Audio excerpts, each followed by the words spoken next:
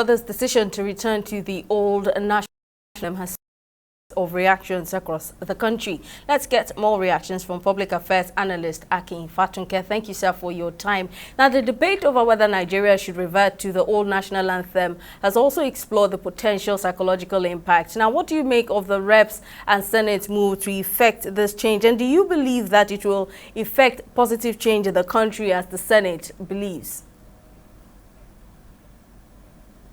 In a manner of speaking, yes. Has it gone through the normal process? I am yet to see. But like they say, ignorance is no excuse. I know for sure that Alhaji Imonguno makes the point that it was going to go for higher consultation, went through the judicial committee, went through the Public Affairs Committee, went through various committees. And he did mention that they were going to also throw it out for public hearing. I want to believe and assume this will have been.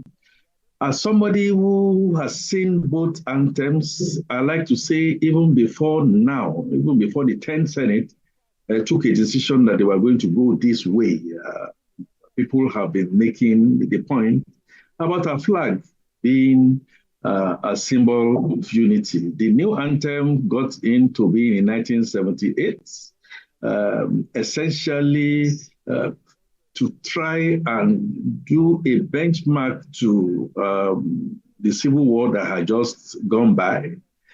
But if you look at our flag independence from the beginning of 1960 up till now, you really will find that we have drifted apart.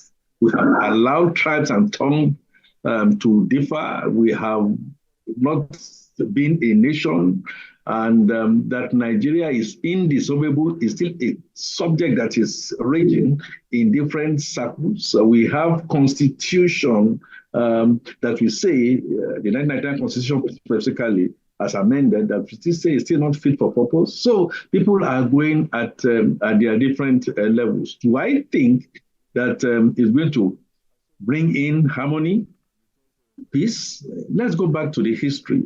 Perhaps,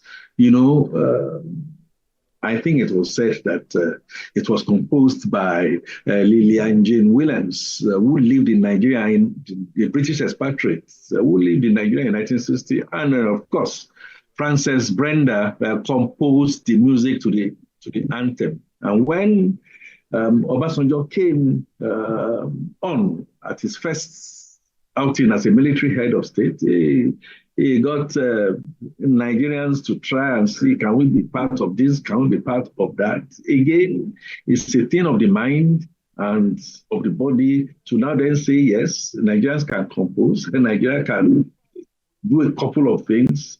Do we have the heart and the mind to be able to go for it? But I think that first anthem, if you ask me, appear better in content and context. Appeals to our deep sense of patriotism, and musically, I am a lover of music. I know a bit about music. The musical composition is well and balanced. The other one, of course, has introduced some local instruments, but it's our values. All right, sir. So briefly, sir, some people have argued that the old anthem is a reminder of Nigeria's colonial days of oppression.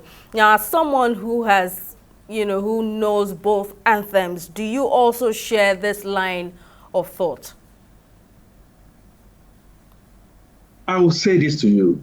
You are so right that I know the lyrics of the first anthem. Take us back to our colonial past. Let's look at the lyrics.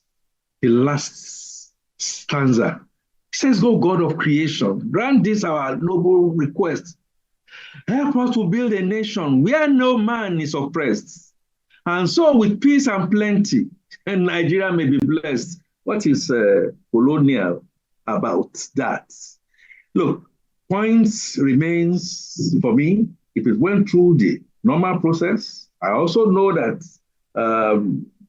we have situations where people say, is this our priority? People always wonder if these are priorities. Has it taken an ear or a skin off us? If it has not, it goes, in my honest view, something that we should all embrace. I do not see, apart from the fact that I just told you that James Williams and Frances Brenda, who were British nationals who were in Nigeria as at that time, who saw Nigeria how it was in its raw state, which has gone, in my mind, some steps backwards, even since that time.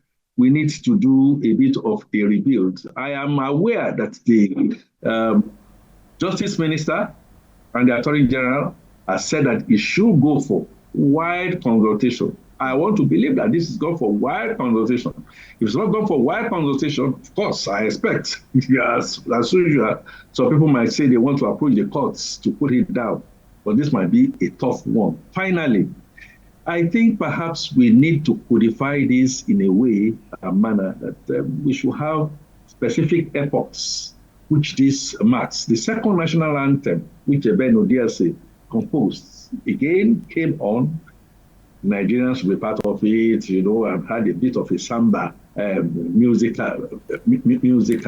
The lyrics, compared to the first one, I would say a 60 for the first one and 40 for the second one. So we can now have periodic and say 10 years, 15 years, 20 years, so that a new government will not then come and then make a bit of a reverse. It should be all encompassing and all embracing. All right. Public Affairs Analyst, Mr. Fatunke, thank you so much for lending your opinion.